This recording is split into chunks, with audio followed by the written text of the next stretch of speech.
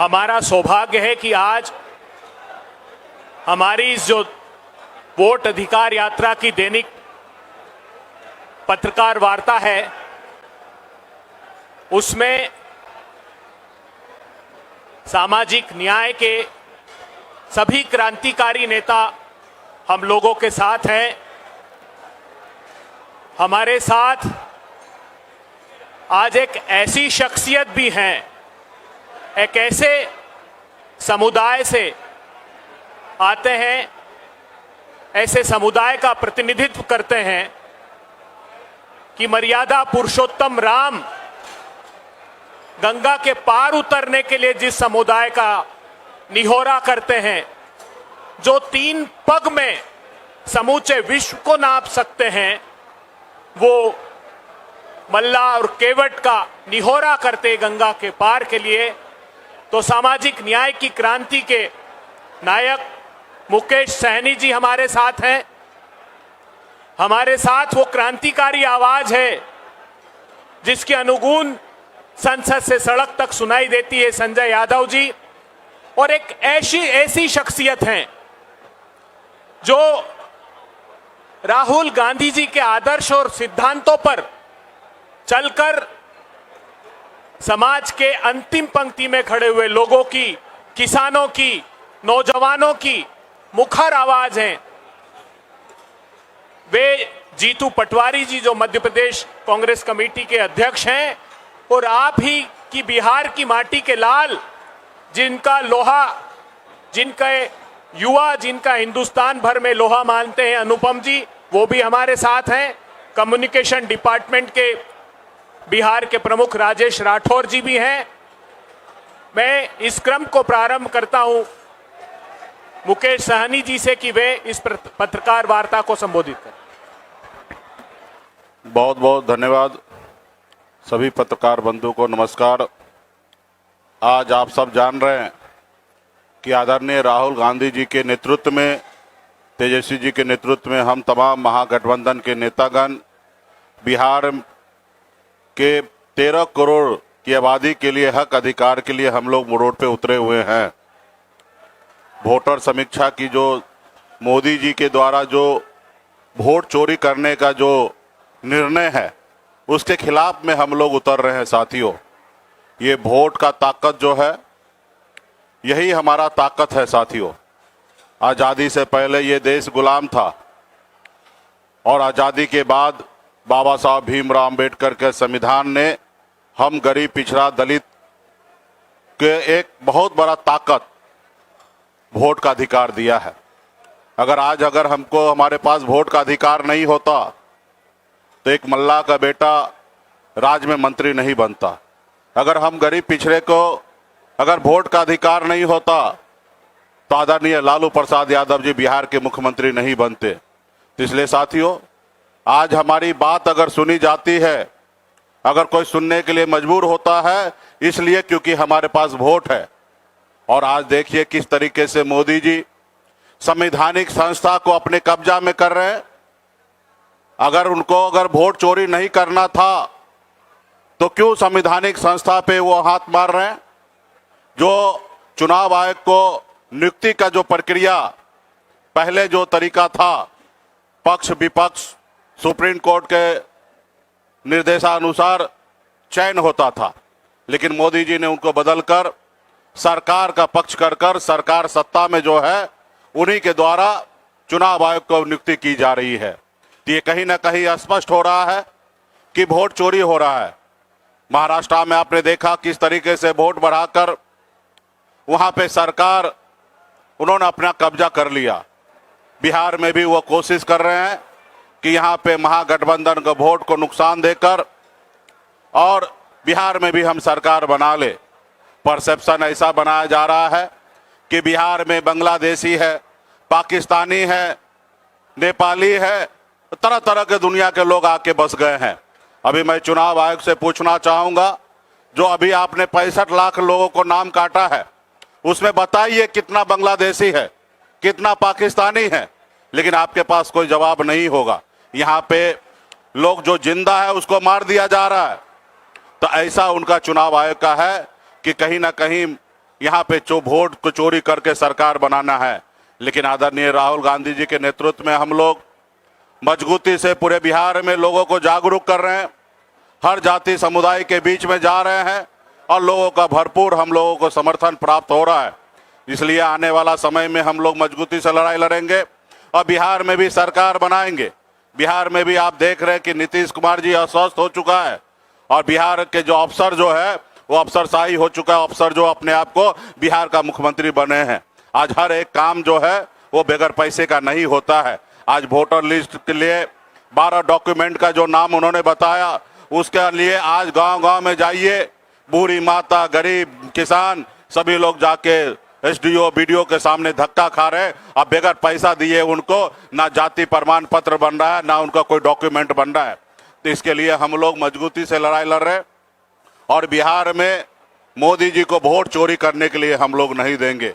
जो आज तक जितना वो चोरी कर लिए, जैसे भी सरकार बना लिए, लेकिन बिहार के लोग जागरूक है, बिहार के लोग संघर्ष करने वाले लोग हैं। बिहार में हमेशा क्रांति हुआ है और बिहार में भी इस बार मोदी जी को मुंह की खानी पड़ेगी और बिहार में मजबूती से हम लोग अपना गरीब, पिछड़ा, दलित सभी जाति समुदाय के लोगों का वोट का रक्षा करने के लिए आदरणीय राहुल गांधी जी के नेतृत्व में हम लोग, तेजस्वी जी के नेतृत्व में हम लोग काम कर रहे हैं। यही कहने के लिए आप सभी के बीच में आए। बहुत बहुत धन्यवाद सभी साथी को। अब मैं अनुरोध करता हूं सांसद संजय यादव जी से कि वो आपसे मुखातिब। शुक्रिया।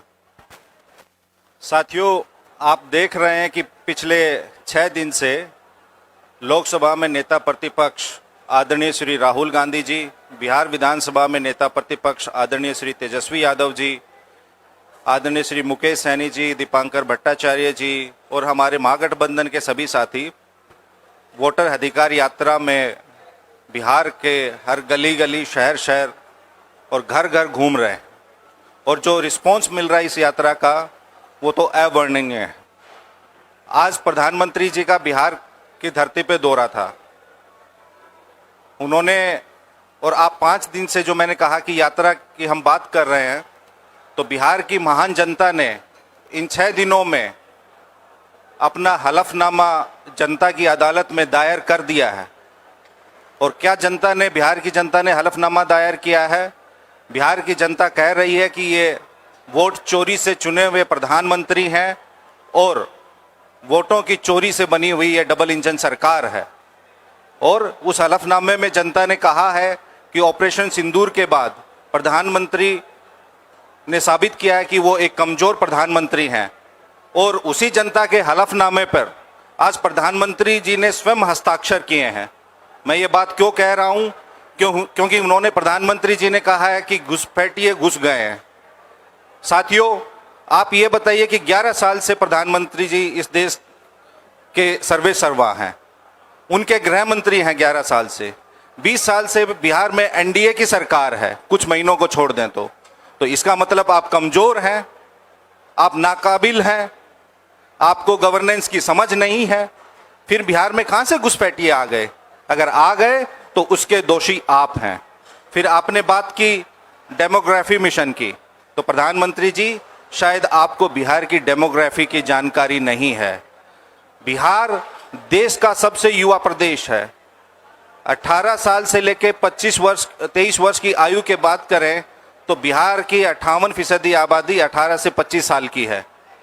उस डेमोग्राफी में आप बात कीजिए, उस डेमोग्राफी की आबादी में प्रति 1 लाख आबादी पर बिहार में केवल 7 कॉलेज हैं और 20 साल से आपकी सरकार है। बिहार में 534 प्रखंड हैं, 398 प्रखंडों में डिग्री कॉलेज नहीं है। 20 साल से आप सरकार चला रहे हैं और केंद्र में आप 11 साल से सरकार चला रहे हैं। पिछले 10 साल से बिहार में आपने एक केंद्रीय विद्यालय और जवाहर नवोदय विद्यालय भी नहीं दिया है। आप ही की पार्टी के सांसदों ने आपके एचआरडी विभाग को लिख के दिया है। आपने कैबिनेट में भी स्वीकृत किए देश भर में 85 केंद्रीय विद्यालय और 28 जवाहर नवोदय विद्यालय, लेकिन बिहार में आपने एक भी केंद्रीय विद्यालय और जवाहर नवोदय विद्यालय स्वीकृत नहीं किया। बिहार ने आपको क्या नहीं दिया? 2019 में बिहार ने आपको 40 में से 39 सांसद दिए, 2014 में आपको 33 सांसद दिए और अभी भी आपको 30 सांसद दिए हैं। लेकिन बिहार को आप दूसरी दृष्टि से देखते हैं। आपने अभी देश भर में PM Shri mega textile park योजना के तहत देश भर में 7 बड़े टेक्सटाइल पार्क दिए। बिहार सरकार से जब हमारी महागठबंधन की सरकार थी, यहां से आवेदन दिया गया 1000 एकड़ भूमि के ऑफर के साथ में कि आप बिहार में टेक्सटाइल पार्क लगाए, लेकिन आपने बिहार को टेक्सटाइल पार्क नहीं दिया। आपने बिहार को कौन सी इंडस्ट्री और कारखाना दिया, आप ये बताइए। तो आप 11 साल से प्रधानमंत्री हैं, आप बिहार में प्रोग्रेसिव पॉलिटिक्स करने नहीं आते, आप बिहार में रिग्रेसिव पॉलिटिक्स करने आते हैं। आप बिहार में पॉजिटिव बात नहीं करते, आप बिहार में नेगेटिव बात करते हैं। आप बिहार में कंस्ट्रक्शन की बात नहीं करते, आप बिहार में डिस्ट्रैक्शन की बात करते हैं। बिहारियों को क्या चाहिए? बिहार के लोगों को चाहिए उद्योग धंधे चाहिए। आप उद्योग के बारे में बात नहीं करते, आप गुणवत्तापूर्ण शिक्षा की बात नहीं करते, आप बेहतर स्वास्थ्य व्यवस्था की बात नहीं करते, और जो आज बिहार में घुसखोरी और भ्रष्टाचार का जो आलम है, आप उस पर बात नहीं करते। आप इस एक्सरसाइज जो SIR है, इसमें जगह जगह भ्रष्टाचार, पैसा ले लेके जातीय और आवासीय प्रमाण पत्र बनाए जा रहे हैं। कुत्ता बिलार चिंपांजी का भी जातीय प्रमाण पत्र और आवास प्रमाण पत्र बन रहा है। डोनाल्ड ट्रंप का बन रहा है, जिनके आगे आप बोल नहीं पा रहे हैं। तो हम प्रधानमंत्री जी से ये कहना चाहेंगे कि अगली बार आप बिहार में आए तो आप ये बताएंगे कि आपके 11 साल प्रधानमंत्री रहते हुए और 20 साल बिहार में NDA के सरकार रहते हुए भी बिहार की प्रति व्यक्ति आय देश में सबसे कम है। बिहार में प्रति व्यक्ति निवेश सबसे कम है। राष्ट्रीय औसत क्या है? इन 11 वर्षों में आप हर राज्य का तुलनात्मक विश्लेषण कीजिए कि अन्य राज्यों में आपने प्रति व्यक्ति निवेश कितना किया और बिहार में आपने प्रति व्यक्ति निवेश कितना किया। आपको अपनी सफलता और असफलता का खुद एहसास हो जाएगा। बिहार में सबसे कम साक्षरता दर है, उसके बावजूद भी आप बिहार को केंद्रीय विद्यालय और जवाहर नवोदय विद्यालय नहीं देते हैं। बिहार के मुख्यमंत्री आपके सामने मंच पर गिड़गिड़ाते रहते हैं कि कम से कम पटना विश्वविद्यालय को आप केंद्रीय विश्वविद्यालय का दर्जा दे दीजिए, आप नहीं देते हैं। UPA 1 और UPA 2 की सरकार में 10 वर्षों में बिहार को 2 केंद्रीय विद्यालय मिले, एक मोतिहारी में और गया में। वो UPA की चेयरपर्सन श्रीमती सोनिया गांधी जी, तत्कालीन प्रधानमंत्री सरदार मनमोहन सिंह जी और रेल मंत्री जो उस वक्त राष्ट्रीय जनता दल देश की दूसरी सबसे बड़ी पार्टी थी, उनकी देन थी। आप तो एक 100 वर्ष पुरानी यूनिवर्सिटी को आप केंद्रीय विश्वविद्यालय का आप दर्जा नहीं दे सकते। बेरोजगारी में बिहार नंबर 1 है, अपराध में बिहार नंबर 1 है, लूट खसोट में बिहार नंबर 1 है, भ्रष्टाचार में बिहार नंबर 1 है। आप जितने भी डेवलपमेंटल इंडेक्स देख लीजिए। और आदरणीय प्रधानमंत्री जी, हमारी हाथ जोड़ के आपसे करबद्ध प्रार्थना है कि आप अपने ही PMO के अधीन नीति आयोग की रिपोर्ट को इत्मीनान से पढ़ लेना। नीति आयोग के तमाम विकास के जो सूचकांक हैं, उनमें बिहार सबसे फिसड्डी है। क्यों फिसड्डी है, उसका जवाब आप देंगे। हर क्षेत्र में, चाहे मल्टी डायमेंशनल पॉवर्टी हो, चाहे स्वास्थ्य में हो, स्वास्थ्य में बिहार में सबसे अधिक स्टंटेड बच्चे यानी बोनेपन के शिकार बिहार के बच्चे हैं। बिहार की 45% महिलाएं एनीमिक हैं, यानी जिनमें खून की कमी है। WHO के अनुसार सबसे अधिक बिहार में 30,000 की आबादी पे एक सरकारी डॉक्टर है। तो इनका दोषी कौन है? इन सुविधाओं पे बात नहीं करेंगे, वो सकारात्मक बात कोई नहीं करेंगे उन्होंने। और आप देखिए कल क्या कहा है। आप बिहार में कितने केंद्रीय मंत्री हैं आपको पता है? किसी केंद्रीय मंत्री के विभाग की आपने किसी उपलब्धि की बात सुनी है उनके मुंह से? कल इनके MLA, इनके MP और इनके उप मुख्यमंत्री कल बता रहे हैं कि बिहार से हमने 12,000 ट्रेन चलाएंगे बिहार से। क्यों भाई? और वो ट्रेनें कहाँ जाएंगी? वो गुजरात में जाएंगी, क्योंकि सेमीकंडक्टर की फैक्ट्री इन्होंने गुजरात में बैठानी है। गुजरात को 4 लाख 3 लाख करोड़ के प्रोजेक्ट देने हैं। बिहार में आप कुछ देंगे नहीं। बिहार से मजदूर सप्लाई करने के लिए आप 12,000 ट्रेन चला रहे हैं। ये बिहार के लिए फक्र और उपलब्धि का विषय नहीं है। विषय ये होना चाहिए कि आपने बिहार में कितने उद्योग धंधे लगाए, आपने बिहार को दिया क्या। तो हमारा ये सवाल है, हमारे जो नेता, देश के 2 युवा नेता हैं, आदरणीय राहुल गांधी जी, तेजस्वी जी, मुकेश सैनी जी, हम मुद्दों की बात करते हैं, हम बिहार और बिहारियों की बात करते हैं, और आप सिर्फ घुसपैठियों की बात करते हैं। और उन्हीं घुसपैठियों की जिनको आप आज तक साबित भी नहीं कर पाए, आपके चुनाव आयोग भी साबित नहीं कर पाया कि कौन घुसपैठिए हैं। अगर हैं भी तो वो आपकी बदौलत है। तो हमारी आपसे यही गुजारिश है, बिहार की महान सरजमी और ऐतिहासिक सरजमी पे आए तो कम से कम मुद्दों की बात करें और अपनी उपलब्धि का जिक्र करें। आप सब लोगों का बहुत बहुत धन्यवाद। इस तरफ आ जाए, इधर बीच में संजय जी, ये ताकि ये माइक इधर आ जाएंगे ना। हाँ, आप आ जाओ, आ जाओ, आ जाओ, आ जाओ। हेलो, अब मैं अनुरोध करता हूं मध्य प्रदेश कांग्रेस कमेटी के अध्यक्ष और देश के समाज के अंतिम पंक्ति में खड़े हुए लोगों की आवाज जीतू पटवारी जी को कि वे संबोधित। आदरणीय पत्रकार बंधुओं, फिर से मैं आप सबका स्वागत करता हूं। आदरणीय मुकेश सैनी जी, आदरणीय हमारे सांसद संजय जी, आदरणीय अनुपम जी, आदरणीय अभय जी, अभी देश के प्रधानमंत्री आज बिहार में हैं। राहुल गांधी जी भी बिहार में लगातार वोट चोरी की चर्चा कर रहे हैं। तेजस्वी यादव जी जिस तरीके से सर्वहारा वर्ग की लड़ाई लड़ते हुए बिहार के सम्मान की, बिहार की सड़कों पे बात कर रहे हैं, सैनी जी के सहयोग से मैं समझता हूं कि पूरा बिहार और पूरा देश देख रहा है। साथियों, हर घर एक चर्चा है कि वोट चोरी, वोट चोरो कुर्सी छोड़ो, हर घर में से ये आवाज आने लगी है। आज देश के प्रधानमंत्री ने इस पे बिहार में आकर गया में स्पष्टीकरण दिया। उन्होंने कहा कि हम उन घुसपैठियों को निकाल रहे हैं जिन्होंने यहाँ की डेमोग्राफी को बिगाड़ रहे हैं, मतलब हम बिहार के हक और अधिकार की बात कर रहे हैं। मैं अभी आदरणीय सांसद जी ने, संजय जी ने बहुत विस्तार से बात कही। आदरणीय मोदी जी, अगर यहाँ घुसपैठिए है तो उसका दोषी अगर एकमात्र कोई है तो नरेंद्र मोदी है। अगर कोई यहाँ घुसपैठिए है भी तो उसका दोषी है तो अमित शाह है। 20 साल की आपकी बीजेपी की बिहार की सरकार है। मैं आपसे फिर आग्रह करता हूं, नरेंद्र मोदी जी ने देश के प्रधानमंत्री की बात के महत्व को घटा दिया है। उस सम्मान को जो देश का प्रधानमंत्री का होता है, उस सम्मान को, उस जवान की कीमत को नरेंद्र मोदी जी ने पेश कर दिया है। याद करो वो बात, जब आज से 10 साल पहले बिहार में वोटों की बोली लगाई थी नरेंद्र मोदी जी ने, पैकेज की घोषणा की थी बिहार वासियों। मैं आज बिहार के विकास के लिए एक पैकेज घोषित करना चाहता हूं। गया में 10 साल पहले 50,000 रुपए करूं कि नहीं करूं, 60,000 करोड़ रुपए करूं कि नहीं करूं, 70,000 करोड़ रुपए करूं कि नहीं करूं, 75,000 करोड़ रुपए करूं कि नहीं करूं, और अंत में 1.25 लाख करोड़ रुपए विकास के लिए मैं पैकेज की घोषणा करता हूं। मोदी जी, आज आपने उस पैकेज की बात क्यों नहीं की? उस झूठ का जो आपने बोला था बिहार वासियों को क्यों नहीं बताया आपने?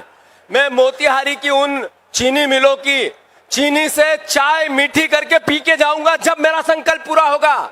आपने ये बिहार के सामने पिछले चुनाव में कहा था, क्या हुआ उन चीनी मिलों का? मोतिहारी की चीनी मिलों की चाय कड़वी है मोदी जी, आपने उनकी चर्चा क्यों नहीं की? आपने वो चर्चा क्यों नहीं की कि इस बिहार में अगर पलायन है तो उसका दोषी नरेंद्र मोदी है? आपने ये बात क्यों नहीं की कि इस बिहार में अगर बेरोजगारी है तो उसका दोषी नरेंद्र मोदी है? आपने ये बात क्यों नहीं की कि अगर यह क्राइम है तो ये नीतीश कुमार की सरकार के कारण है? आपने ये बात क्यों नहीं की जब आपने ये कहा कि हम ऐसा बिल ला रहे हैं कि एक बिल जिसमें 1 साल तक कोई जनप्रतिनिधि जेल में रहेगा, पद मुक्त होगा और 30 दिन में, और सांसद भी उसमें आएगा। तो आदरणीय मोदी जी, अगर सांसद भी उसमें आएगा तो फिर आपका एक मंत्री यहाँ का जिनेश मिश्रा मंत्री क्यों बना हुआ है? वो तो, उनको तो सजा हुई है राजस्थान में। अगर आपका यही बात थी तो हेमंत बिस्वा शर्मा जेल क्यों नहीं गया? आपकी यही बात थी मोदी जी, तो आपको बताना पड़ेगा कि आपने घट्टी पीसिंग जिस उप मुख्यमंत्री के लिए कहा था, शरद पवार जी के भतीजे के लिए, उसका क्या हुआ? अजीत पवार का, वो आज मंत्री बना क्यों बैठा है? और नरेंद्र मोदी जी, चुनावी बॉन्ड का जो क्राइम भारतीय जनता पार्टी ने किया है, जिसको सुप्रीम कोर्ट ने रोका है, अब वो एक क्राइम है। सबसे पहले अगर इसका कोई जेल जाएगा तो देश का प्रधानमंत्री नरेंद्र मोदी जी और भारतीय जनता पार्टी दोषी होगी। इन लोगों को सबसे पहले पद मुक्त होगा। साथियों, इन सारी बातों से सिर्फ एक बात स्पष्ट होती है, देश को गुमराह करना है और वोटों की चोरी करनी है। वोटों की चोरी करनी है और फिर नए चुनाव में नई बातें करनी है। अगर वोट चोरी होता है, इसका असर किस पे पड़ता है? इसका असर आम जनता पे पड़ता है। अगर आपने वादे किए पूरे नहीं किए, क्यों? क्योंकि हमें तो सरकार चोरी से बनानी है। नरेंद्र मोदी अगर देश में प्रधानमंत्री बने हैं, राहुल गांधी जी ने तथ्यों और तर्कों से दिल्ली में प्रेस कॉन्फ्रेंस लेके कहा कि 35 सीटों की चोरी स्पष्ट दिखती है कि नरेंद्र मोदी की सरकार चोरी करके बनी है, तो सबसे बड़ा क्राइम तो इस देश की सरकार का है। मैं फिर से सभी साथियों से आग्रह करता हूं, 2014 में एक ठगों का गिरोह बना था। 2014 में एक ठगों के गिरोह ने देश की सत्ता हथियाई थी। उन्होंने पहले राज्यपाल को माध्यम बनाया, मणिपुर की और कई छोटे राज्यों की सरकारें गिरा दी। उसके बाद इन्होंने एक नया फलसफा लेके आए जिसको खोखा पद्धति कहते हैं। 600 से ज्यादा विधायक और सांसदों की खरीद फरोख्त उसमें हुई। फिर एक नया क्राइम ये लेके आए जिसमें महाराष्ट्र, मध्य प्रदेश और कर्नाटक, इनकी सरकार को रिसोर्स पॉलिटिक्स कहा गया और विधायकों को एक जगह दल बदल करवाया गया।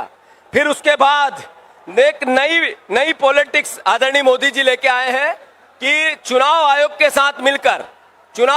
साथ मिलकर किस तरीके से वोटों की चोरी की जाती है। जो विरोधी है उनके वोट कम करो और हमारे वोट धीरे से उसी लिस्ट में बढ़ा दो और एक संख्या लेके आओ जिस पे लोग भरोसा करें। वो राहुल गांधी जी ने चोरी पकड़ी है। और आज देश का एक एक नागरिक, वो किसी दल का हो, किसी पार्टी का, किसी विचार का हो, वो पत्रकार हो, बिजनेसमैन हो, किसान हो, मजदूर हो, सब एक बात कह रहे हैं, वोट चोरो कुर्सी छोड़ो। नरेंद्र मोदी जी, वोट चोरो कुर्सी छोड़ो, ये आवाज बिहार से आ रही है। मैं आदरणीय संजय जी को साधुवाद देता हूं। उन्होंने बहुत विस्तार से बिहार के पूरी परिस्थिति को वर्णित किया और कहा कि अगर इन सब बातों का दोषी है तो नरेंद्र मोदी है। स्पष्ट है, जो गाड़ी का ड्राइवर है इस यात्रा का, वो गाड़ी का ड्राइवर बिहार की खुशहाली के लिए काम करना चाहता है। जो गाड़ी में बैठा हुआ वोट चोरी की बात करता हुआ एक नेता है देश का, वो देश के मूल ताकत, वोट की ताकत को, आम नागरिक के अधिकार और हक को आम नागरिक के पास रखना चाहता है, जिससे लाखों साल तक लोकतंत्र मजबूत रहे। ये मुकेश साहनी जी, जो सर्वहारा वर्ग की खुशहाली और उन्नति की बात करते हैं, उसके लिए एक कांग्रेस का हमारी सारी पार्टियों का गठबंधन है, महागठबंधन है।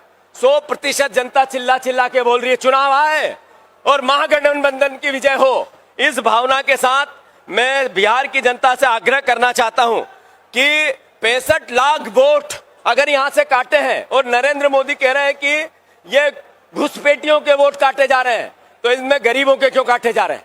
इसमें दलितों के क्यों काटे जा रहे हैं? इसमें वंचितों के क्यों काटे जा रहे हैं? वो बेरोजगार जो दूसरे राज्यों में है, यहाँ के निवासी है, उनके वोट क्यों काटे जा रहे हैं? इसका मतलब है आप बिहारियों को घुसपैठिया कहना चाहते हो, दलितों को घुसपैठिया कहना चाहते हो। आप जो वंचित वर्ग है, जो किसान वर्ग है, जो बेरोजगार है, उसको नरेंद्र मोदी घुसपैठिया कह रहा है। बिहार वासियों जानो, समझो, आपको नरेंद्र मोदी घुसपैठिया कह के गए हैं। इसका बदला बिहार की जनता लेगी। मैं फिर से चुनाव आयोग की भी इस वक्त निंदा करूंगा। जो चुनाव आयोग ने प्रेस कॉन्फ्रेंस करके बीजेपी के पन्ना प्रभारी जैसा व्यवहार किया देश के सामने, ये अलोकतांत्रिक है। उन पर महाअभियोग आना चाहिए। देश एकजुटता से उस चुनाव आयोग का बहिष्कार करना चाहिए जिसने बीजेपी के पन्ना प्रभारी के रूप में देश के सामने बीजेपी के प्रवक्ता बन के बात की, क्योंकि ऐसी बात बीजेपी के प्रवक्ता सांसद नरेंद्र मोदी, अमित शाह करते हैं। मैं फिर से सभी साथियों से आग्रह करना चाहता हूं कि 70,000 करोड़ रुपए की केग ने यहां की गड़बड़ी और करप्शन की बात कही है। नरेंद्र मोदी ने क्यों नहीं कहा कि मेरी पूरी सरकार 70,000 करोड़ रुपए बीजेपी की बिहार की खा गई? केक की रिपोर्ट किसकी है? केक की रिपोर्ट बीजेपी की है और 70,000 करोड़ रुपए सत्यापित किया बीजेपी केक की रिपोर्ट में। तो नरेंद्र मोदी जी, आपने उसकी बात क्यों नहीं की? क्यों नहीं कहा कि 70,000 करोड़ रुपए की चोरी मेरी सरकार ने की, यहाँ की बिहार की? यह सवाल बिहार की जनता के बीच में है और इसकी आवाज राहुल गांधी है, तेजस्वी यादव और हमारे मुकेश सहनी जी है। धन्यवाद। अब मैं अंत में अनुपम जी से आग्रह करता हूं कि वे पत्रकार वार्ता को।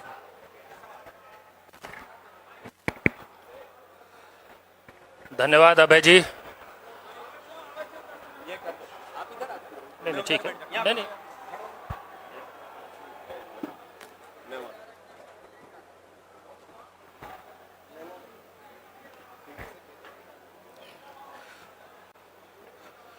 दोस्तों,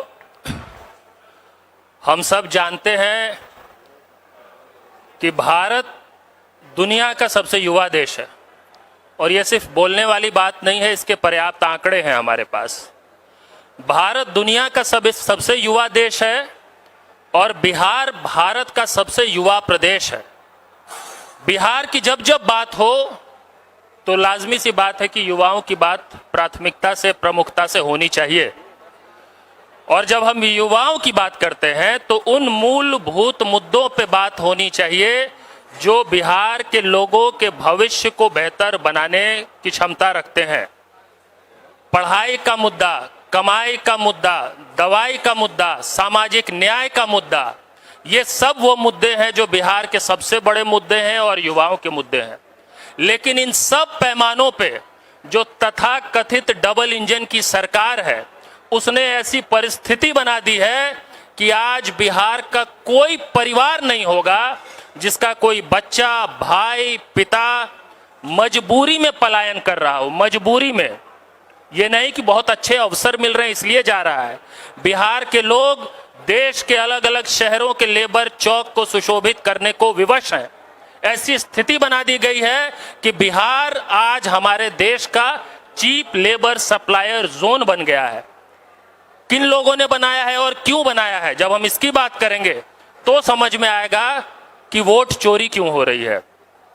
वोट चोरी इसलिए हो रही है और इन मुद्दों पे काम इसलिए नहीं हो रहा है क्योंकि जो सत्ता में है उनको पता है कि हम तो सत्ता में वोट चोरी करके, जनादेश चोरी करके बने रहेंगे, हमें तो जरूरत ही नहीं है। हमें तो जरूरत ही नहीं है, इसीलिए बीपीएससी अभ्यर्थियों की नहीं सुनी जाती है क्योंकि वोट चोरी करके सरकार बना लेंगे हम। शिक्षक अभ्यर्थियों पे लाठीचार्ज होता है क्योंकि वोट चोरी करके सरकार बना लेंगे हम। किसानों की जमीन छीनी जा रही है औने पौने कीमत पे क्योंकि वोट चोरी करके हम सरकार बना लेंगे। बिहार में बाढ़ पीड़ितों की इतनी गंभीर समस्या है, कोई सुनवाई नहीं है। क्यों नहीं सुनवाई है? क्योंकि जो सत्ता में बैठे हैं उनको पता है कि हम तो वोट चोरी करके, जनादेश चोरी करके फिर से सत्ता में आ जाएंगे। जिन लोगों को यह पता होगा कि वो वोट चोरी कर सकते हैं, वो जनता के किसी भी मुद्दे पर कभी भी संवेदनशील नहीं हो सकते। कॉमन सेंस की बात है। इसलिए आज किसी भी मुद्दे पे जब हम बात करते हैं तो सबसे महत्वपूर्ण है इस वोट चोरी को रोकना। और इस वोट अधिकार यात्रा में बिहार के कोने कोने से जिस तरह का अपार जन समर्थन और अभूतपूर्व उत्साह हमने देखा है, इससे स्पष्ट हो चुका है कि बिहार के लोग इस डबल इंजन वाली सरकार से त्रस्त हैं, उखाड़ फेंकना चाहते हैं। इसलिए उखाड़ फेंकना चाहते हैं क्योंकि ये जो डबल इंजन है, इसके दोनों इंजन फेल हो चुके हैं। असल में एक इंजन चढ़ गया है बेरोजगार युवाओं की छाती पर और एक डबल इंजन का इंजन चढ़ गया है किसानों की छाती पर।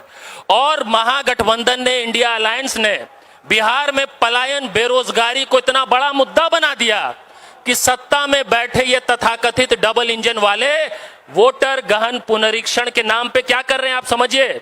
हमने पलायन को मुद्दा बनाया, इन्होंने पलायन से पीड़ित लोगों को वोटर लिस्ट से निकालने की साजिश रची।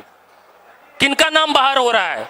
उनका नाम बाहर हो रहा है जो मजबूरी में इस सरकार के फेलियर के कारण देश भर के कोने कोने में जा रहे हैं अपनी रोजी रोटी रोजगार के लिए, और उन्हीं को फिर प्रधानमंत्री आके घुसपैठिया कह दे रहे हैं।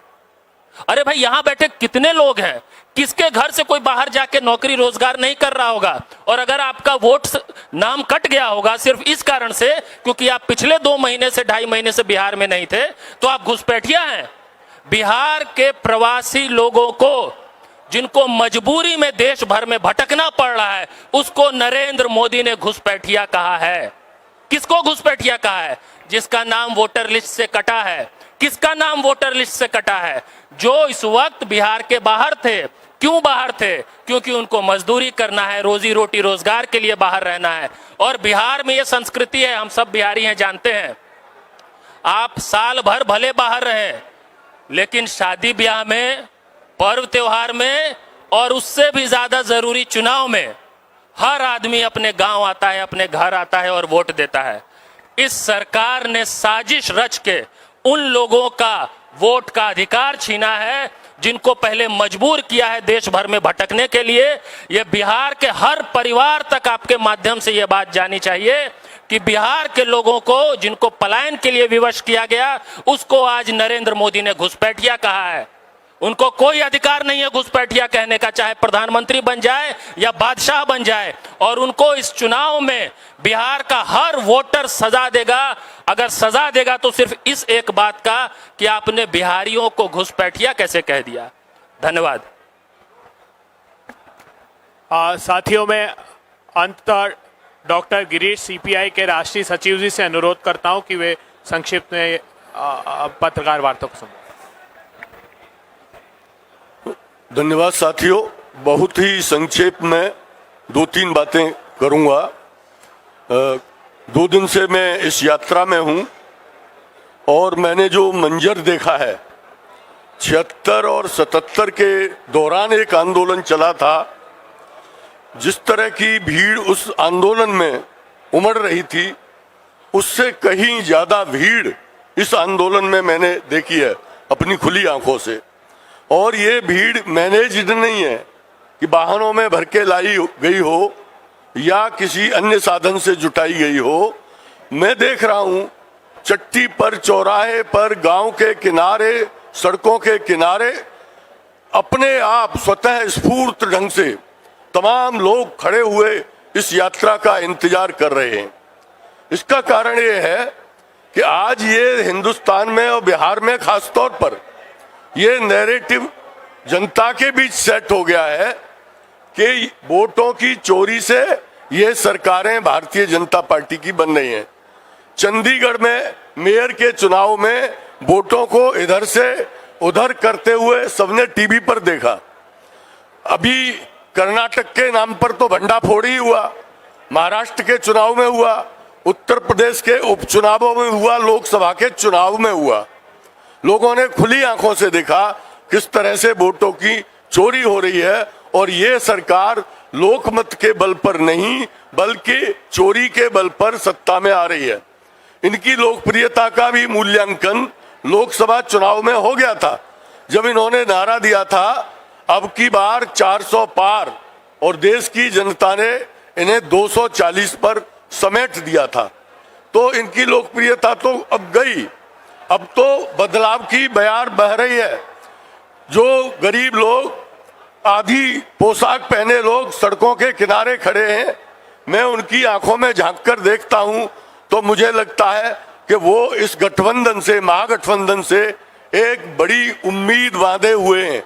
मैं उन मुद्दों की बात इसलिए करूंगा कि जब से मैं आया हूं, भाई संजय ने और दूसरे साथी ने बिहार के तमाम मुद्दों को बहुत ही विस्तार पूर्वक रखा है। लेकिन मैं अंतिम बात ये कहना चाहता हूं, इस तरह की भीड़ जब भी हिंदुस्तान के इतिहास में सड़कों पर उतरी, सत्ता का बदलाव हुआ है। और इस यात्रा के कुछ ही दिनों बाद बिहार में चुनाव की घोषणा होने वाली है। मेरा ये निश्चित मत है, मेरा दृढ़ विश्वास है कि सत्ता का बदलाव इस चुनाव में जरूर होगा और बिहार को एक लोकतांत्रिक और धर्मनिरपेक्ष किस्म की सरकार मिलेगी। एक अंतिम बात कह करके मैं अपनी बात करूंगा। बिहार के इस आंदोलन से मोदी और अमित शाह जी की सरकार इतनी घबरा गई है, इतनी अधिक घबरा गई कि वो अचानक 130वां संशोधन पार्लियामेंट में ले आई।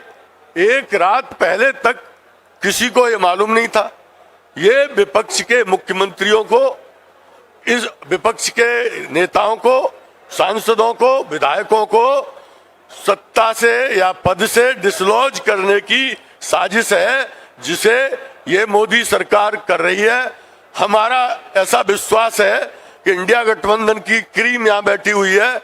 1 सितंबर के बाद जब पटना में इस यात्रा का समापन होगा, इस काले कानून के बाद एक नए आंदोलन का सूत्रपात पूरे देश के पैमाने पर होगा और उसमें भी मोदी सरकार को मुंह की खानी पड़ेगी। एक शुभ सूचना देकर के बात खत्म कर रहा हूं। जिस दिन आप पटना की सड़कों पर इस यात्रा का समापन कर रहे होंगे, और वोट चोर गद्दी छोड़ का नारा बुलंद कर रहे होंगे। परसों ही मैं उत्तर प्रदेश से लौटा हूं। उत्तर प्रदेश की भारतीय कम्युनिस्ट पार्टी तथा दूसरी पार्टियों ने मिलकर के तय किया है, उसी दिन हम भी आपकी आवाज को, बिहार की आवाज को मजबूत करने के लिए उत्तर प्रदेश की सड़कों पर, समस्त 75 जिलों में उस दिन उत्तर प्रदेश की सड़कों पर उतरेंगे। इसी के साथ बहुत बहुत धन्यवाद, मंच को भी धन्यवाद, आप सबको भी जवाब